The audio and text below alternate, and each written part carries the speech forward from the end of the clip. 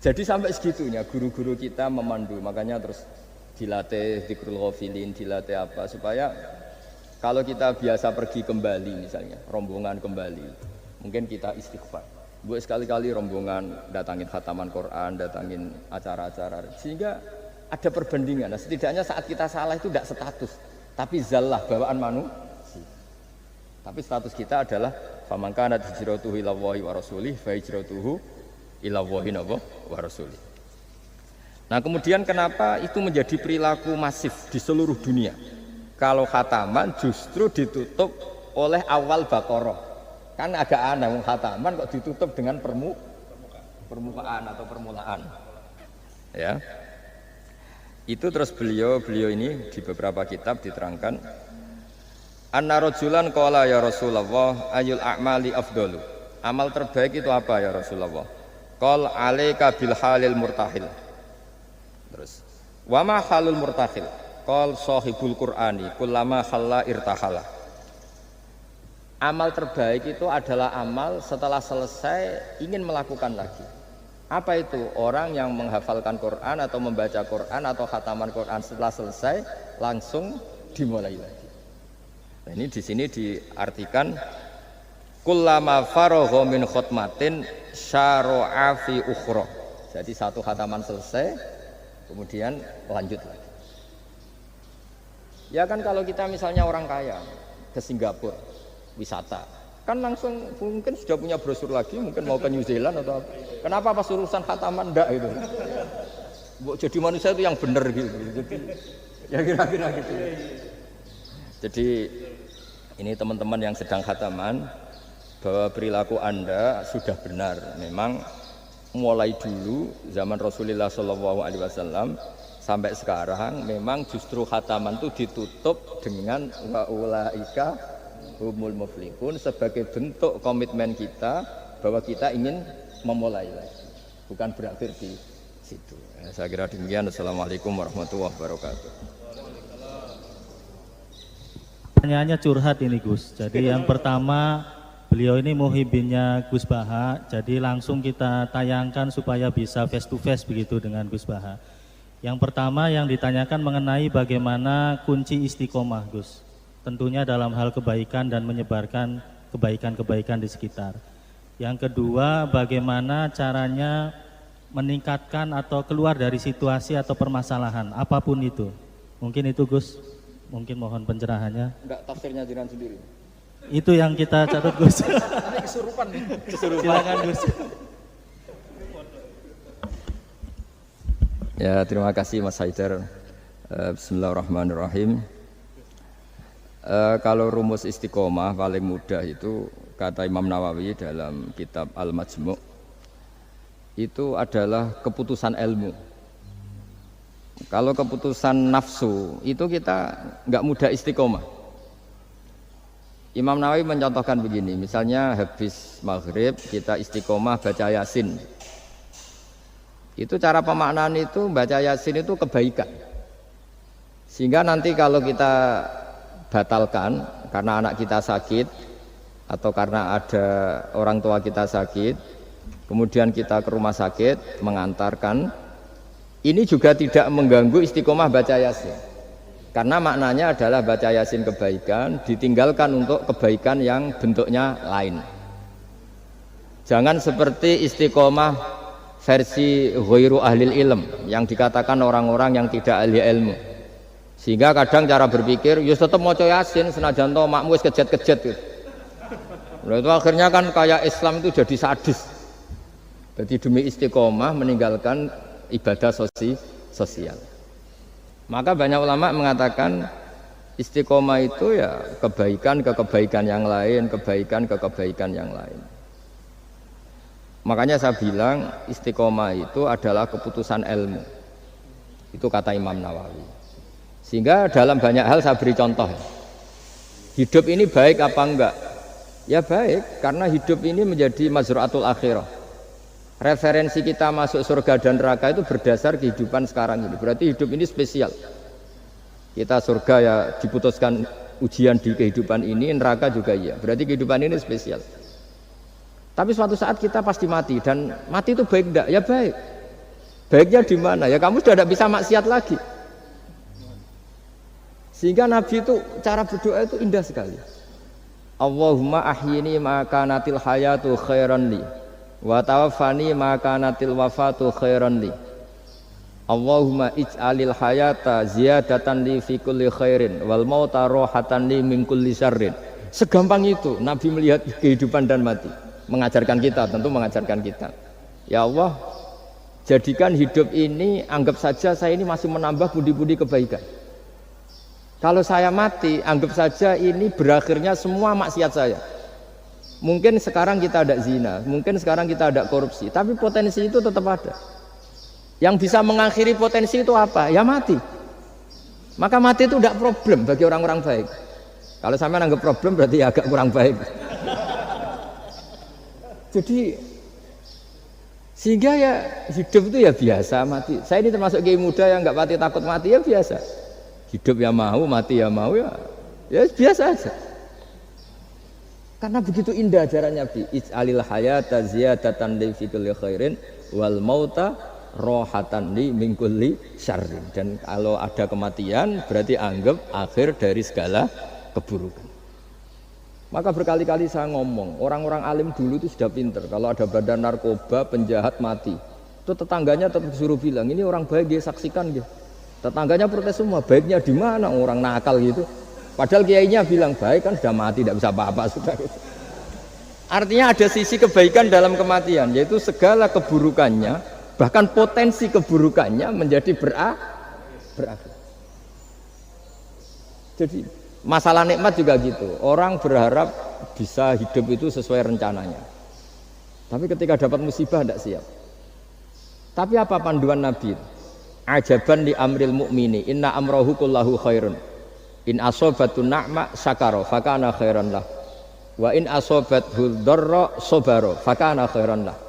Orang mukmin itu selalu baik. Kalau dapat nikmat syukur ya baik. Dapat ujian sabar juga baik. Kenanya baik terus.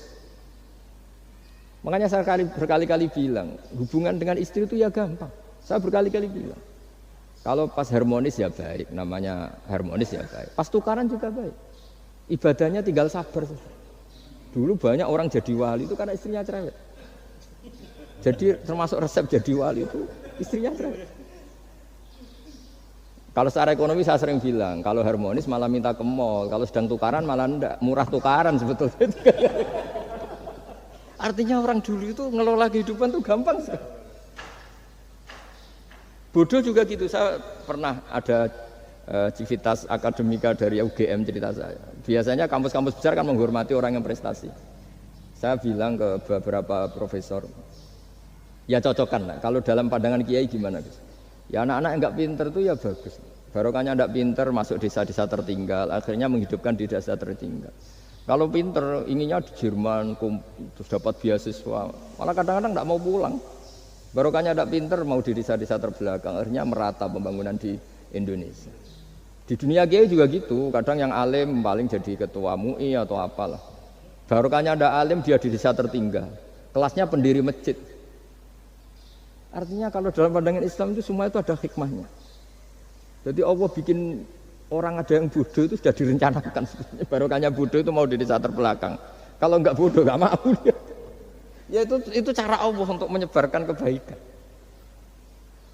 Ya ini kan fatwa ala kiai, sampean jangan buka. Wah ini berarti bikin itu Gus, berarti orang bodoh ya hebat. Ya memang hebat, Allah sudah merencanakan, tapi ya jangan dimasifkan lah. Orang bodoh jumlahnya sudah banyak lah, tidak usah ditambah. Tapi ini cerita, terus sampean Allah itu sudah punya rencana. Sama lagi Allah itu sudah punya rencana. Jangan sampai kita ini enggak tahu rencana Tuhan. Makanya akhir dari kesimpulan orang-orang itu, orang-orang baik, subhanak rabbana subhanak rabbana ma khalaqta hadza batilan subhanaka faqina adzabannar. Semua yang kau ciptakan itu tidak ada yang sia-sia. Saya pernah di Korea, ini pengalaman saya. Itu rata-rata saudara kita yang ke Korea itu kan nyari uang. Ternyata setelah di sana nggak ada masjid, ya do bikin masjid, kadang nyewa. Itu cara Allah untuk menyebarkan Islam di Korea, kadang ya lewat pekerja itu. Dulu Indonesia sejarah yang terkenal ada Islam ya ada orang ingin kaya terus dagang ke Indonesia, orang Gujarat. Gara-gara dagang ke Indonesia terus kenal orang pribumi karena bawaannya orang Muslim ya mengkampanyekan Islam terus ada Islam. Jadi sederhana. Mbah Mun pernah cerita Harun ar-Rasyid itu kalau punya tahanan politik itu dibuang. Itu di Irak, Baghdad.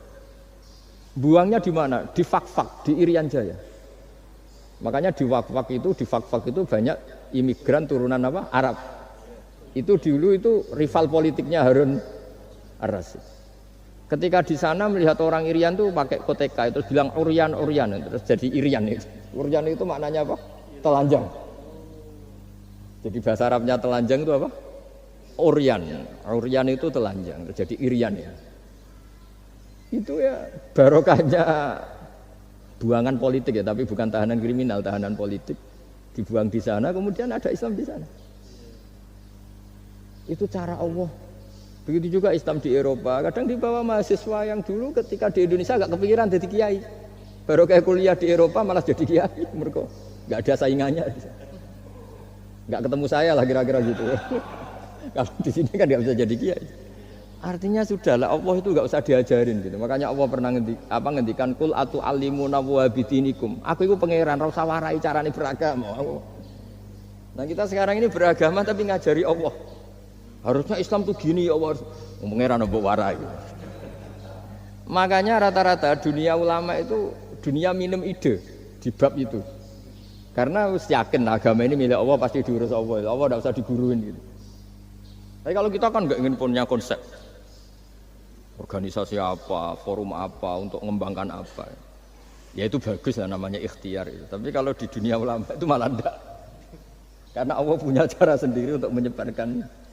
Ya coba yang membawa Islam ke Amerika itu orang imigran. Di Eropa juga sama, apalagi di Prancis ya. Itu kan imigran Aljazair rata-rata itu. Makanya Mas Haidar ini dari Aljazair. Ya sudahlah, kita ikhtiar, istiqomah itu nomor satu, benahi ilmu Anda, cara berpikir Anda. Ya ketika kita harmonis ya istiqomahnya syukur. Kalau tukaran istiqomahnya sabar. Kalau punya teman sebaik ini ya istiqomahnya mitra kebaikan. Kalau sedang benci ya bagus lah, barokahnya itu udah utang, udah ngel-ngel. Sudah digenteng saja hidup itu. Masyhur itu dawuh Imam Syafi'i. Man ahsana ilaika faqad qayyadaka. Wa man asaa ilaika faqad atlaqaka. Orang yang berbuat baik kepada kamu sebetulnya itu mengunci kamu, mengikat kamu. Loh ini kalau Pak Aryo terlalu baik sama saya, yang susah juga saya. Kalau nanti anaknya kawin, resepsi gak diundang saya gak enak. Tapi kalau dia agak-agak jahat sama saya, gak tekos, serah peduli. Ini kan pantas. Jarno. Jadi saya kalau ada orang terlalu baik sama saya sudah mulai mikir ini ya, ribet kan. Makanya saya termasuk kiai yang ada orang baik ya biasa aja karena tak anggap ini ke depan kurang baik gitu. Tapi ya saya seneng ya, namanya ukhuwah Islamiyah seneng ya. Tapi tidak seneng-seneng banget kayak orang yang nggak punya perhitungan. Waman asa ilaika faqad atlaqaka. Orang yang berbuat buruk kepada kamu, sebetulnya dia membebaskan kamu. Nggak mungkin kan orang yang sedang ngeneng kamu, terus utang kamu, nggak mungkin kan pinjam mobil, mungkin nggak? Apalagi titip, tolong dong saya dikasih pekerjaan di BUMN, nggak mungkin. Yang minta-minta gitu pasti yang baik sama kamu. Jadi ilmu kiai itu sampai segitunya tuh. Makanya kita harus syukur khazanah yang diajarkan guru-guru kita luar biasa. Man ahsana ilaika faqad qayyadaka. Wa man asaa ilaika faqad atlaqaka. Siapa yang berbuat baik sama kamu sebenarnya dia mengunci kamu. Kamu tuh harus ada sekian etika kan? Loh iya kalau zaman saya belum kenal Pak Aryo, belum sering kesini, saya cuek aja. Setelah sering kesini terus bilang Gus, saya mau ngaji ini, wah apa nolak gak enak. Cara pertama kesini langsung gitu, wah enggak lah kamu siapa kenal aja enggak. Ini agak bener kenal, aduh ribet tuh. Tapi saya maafkan. Nah ini cerita mazhabnya Imam Syafi'i. Makanya hubungan suami istri kalau sedang harmonis malah saling curiga. Ada apa ini kok baik? Saking susahnya nyari baik ikhlas itu sehingga kalau Bupati juga gitu, ada orang kok terlalu baik, mesti mikir ada apa ini. Artinya gini, kalau kita dengan ilmu itu ngadepi sesuatu enteng saja. Barokahnya misalnya Mas Haidar di Aljazair, saksinya banyak. Kalau kita tidak pernah ke sana kan saksi sujud kita hanya Indonesia. Nanti kalau Mas Haidar ketemu Allah kan keren. Kamu pernah sujud? Pernah Gusti. Saksinya Indonesia dan Aljazair. Karena bumi yang tempat kita sujud menjadi apa? Saksi. Semakin sering kemana-mana saksinya semakin banyak. Sehingga dalam waktu sholat itu ada aturan disunatkan untuk sholat sunat itu tempatnya berganti-ganti atau bergeser-geser. Karena saksinya tuh kayak tambah banyak. Bahkan ada yang ekstrim sampai nggak mau pakai sajadah. Saksi sajadah itu tidak meyakinkan, mendingan keramik. Sampai segitunya ada yang ekstrim itu. Kan lebih keren. Kalau sajadah kan hanya selembar kain. Ya, tapi nanti sajadahnya kan bilang, saya tidak bisa berdiri sendiri tanpa ada bumi. Kayaknya mau tidak mau buminya akan ikut bersaksi. Terus yang terakhir gimana? Sudah gitu ya? Ya tadi itu kan dengan cara pandang seperti itu kan selesai sendiri. Misalnya Anda baru umpatin tetangga atau anak buah atau pimpinan kan pakai mazhab Syafi'i. Baguslah. Nah, ya tadi kalau kurang baik kan fakot atlaku membebaskan kamu. Ya itu sudah jawaban. Wah ini moderatornya. Pak Sultan ini masalah Pak Sultan ya. Baik, terima kasih Mas Haidar. Jadi nanti kalau kurang jelas bisa diputar YouTube-nya. Yang penting kuotanya cukup dan wifi-nya kenceng begitu ya Gus ya. Terima kasih. Selanjutnya karena satu pertanyaan, satu lagi, minta tolong panitia bisa disambungkan ke yang khataman di Aceh. Sekalian aja sama yang Merauke ya. Tapi satu pertanyaan saja singkat. Jangan punya cita-cita misalnya ingin bikin masjid atau ingin bikin meskipun nggak kesampaian. Itu status Anda. Nah, oh iya.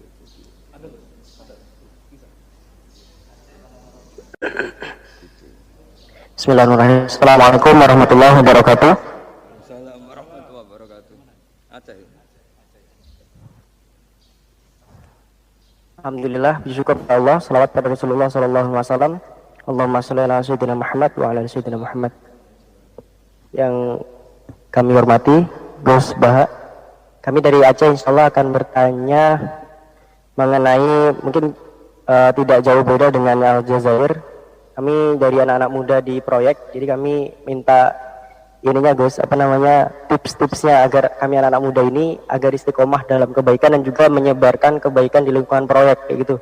Jadi harapannya memang di lingkungan proyek juga tidak membatasi kita untuk selalu berbuat kebaikan dan juga menyebarkan kebaikan ataupun berdakwah di lingkungan proyek. Mungkin itu saja Gus. Syukur jazakumullah. Assalamualaikum warahmatullahi wabarakatuh. Waalaikumsalam warahmatullahi wabarakatuh. Ayo jubirnya ini. Satu lagi yang Merauke sekalian. Satu lagi. Jadi dia satunya agak diingat-ingat, yang diingat lagi. Kan harus terus lanjut Bang. Provokator semua. Assalamualaikum warahmatullahi wabarakatuh. Saya Asep Sanjaya dari PT PP Persero, proyek PLTMG Merauke 2. Yang terhormat Gus Baha dan Bapak Aryo. Saya dari anak-anak tua lah. Kalau mereka tadi anak muda, kalau saya itu anak tua. Pertanyaan saya, bagaimana cara mengokohkan di dalam ranah bekerja atau pekerjaan? Karena di era sekarang ini banyak yang menyampingkan akhlak demi mendapatkan kepuasan diri sendiri. Terima kasih. Waalaikumsalam warahmatullahi wabarakatuh. Waalaikumsalam warahmatullahi wabarakatuh. Ini milenial Gus. Jadi memang di proyek ini ada yang milenial, kolonial, ada juga yang campuran Gus. Miko namanya, milenial kolonial. Jadi mungkin yang pertama mohon pencerahan dari proyek Aceh. Kemudian yang kedua dari proyek Merauke. Kalau Aceh tadi bagaimana caranya milenial bisa istiqomah. Kemudian yang milenialnya. Kemudian yang Merauke itu bisa mengenai akhlak ya Gus ya, sebagai core value-nya BUMN terutama antara anak dengan orang tua. Monggo Gus silakan. Pakai ini aja.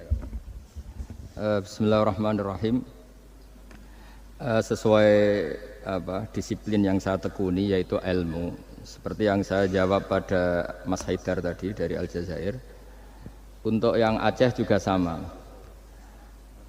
Kita di perantauan, saya pernah ditanya anak yang kuliah di Inggris, juga pernah ditanya anak yang kuliah di Amerika. Pertanyaannya itu, Gus, kita di negara yang sistemnya itu lebih mapan ketimbang negara yang kita huni. Itu cara terus menjaga syukur sama Allah itu gimana? Ya saya jawab, apapun baiknya negara di Eropa maupun Amerika, ketergantungan Anda pada sistem negara itu lebih tergantung pada nikmatnya Allah. Untuk kamu dideportasi itu butuh ketangkep, butuh ini itu. Tapi kalau kamu nggak dikasih oksigen sama Allah saat itu juga Anda mati. Kalau Allah mengambil buminya dengan memberi gempa yang besar, saat itu juga Anda mati. Artinya dia tanya, gimana cara ingat Allah di negara-negara maju seperti itu? Terus tak latih bahwa utang jasa kamu kepada Allah itu jauh di atas utang jasa kamu terhadap sistem negara. Artinya oke lah kita ngakui sistem negara itu baik, kita juga loyal sama negara. Tapi kenapa orang Islam selalu disuruh uzkuru wa dzikron katsira, ingat Allah sebanyak-banyaknya? Karena nikmatnya Allah memang jauh lebih banyak. Kita dapat uang BLT itu ada prosedurnya, setidaknya dimiskinkan dulu, didaftar dulu. Tapi kalau dapat oksigen sekarang juga, kita tidak pernah setor miskin sama Allah, sudah dikasih. Kita pakai buminya Allah, tidak setor kebutuhan dulu, status apa, langsung dikasih, langsung pakai, nggak bayar lagi. Nah semakin kita berpikir seperti itu, maka utang jasa kita kepada Allah semakin banyak. Akhirnya dengan demikian kita fasih, kita mengatakan Alhamdulillah, melafadzkan Alhamdulillah. Sehingga di surat Waqiah, Allah melatih kita seperti itu. Nahnu khalaqnakum falaula tusaddiqun. Yang menciptakan kamu itu kita, saya, maka kamu harus begini. Yang menurunkan hujan itu saya, kata Allah, kami, kamu harus bersyukur. Bumi yang kamu huni, kata Allah, bisa saja setiap saat ayakhsifa bikumul ard. Bumi yang kamu huni yang kelihatannya kokoh, setiap saat bisa likuifaksi. Air yang kamu minum bisa saja setiap saat ya ghauran. Ghauran itu qul ara'aitum in asbaha ma'ukum ghauran. Dengan melihat seperti itu, bumi yang kita huni ternyata enggak posisi aman. Setiap saat Allah bisa membuat likuifaksi. Nah dengan cara seperti itu kita akan tahu betapa ketergantungan kita kepada Allah Subhanahu wa Ta'ala, sehingga mudah ingat Allah terus menerus. Ya dengan cara tadi baca wiridan-wiridan yang diajarkan guru-guru kita, termasuk yang ada di kitab-kitab Dzikrul Ghafilin dan sebagainya. Nah yang untuk anak tua tadi juga sama seperti itu. Meskipun di bumi Papua, kalau kita ingat itu pasti ketergantungan kita pertama pada Allah Ta'ala. Makanya Allah itu mengancam untuk orang yang tidak ingat kepadanya, ancamannya itu ekstrim. Malam yardo bi qodoi walam yaskur na'mai. Ini hadis lengkapnya. Walam yasbir ala balai falyatlub robban siwai wal yakhrut min tahti ardi wa samai. Siapa yang tidak ngakui saya sebagai Tuhan, kata Allah, enggak apa-apa, kata Allah. Kamu enggak ngakui saya sebagai Tuhan, kata Allah, enggak apa-apa. Tapi jangan nempat di bumiku. Itu bikinanku, enggak bikinan BUMN. Bumi itu enggak bikinan BUMN. Wah itu aja sudah pusing, kamu diancam fal yakhrut min tahti ardi wa samai. Sudah, kamu enggak apa-apa ngakui saya ada Tuhan, enggak apa-apa, kata Allah. Tapi jangan nempat bumiku. Terus mau nempat di mana tuh? Ngontrak ada. Ya gitulah kira-kira cara. Yaitu lagi-lagi saya bilang, karena saya nekuni ilmu, ya saya jawab dengan cara ilmu. Nah, terus beberapa kiai dengan cara suruh ngelafatkan kalimat-kalimat thayyibah tertentu. Tapi itu pun nanti muaranya itu ilmu. Karena kalimat-kalimat itu menjadi baik dan berkualitas juga berdasar ilmu. Ya, makanya saya bilang supaya mudah ingat Allah, caranya gimana? Semua yang kita pakai itu milik Allah. Maka terima kasih utamanya kepada Allah. Ya saya kira demikian, semoga ini barokah, barokatul ilm, terutama barokatul Quran. Assalamualaikum warahmatullahi wabarakatuh. Waalaikumsalam.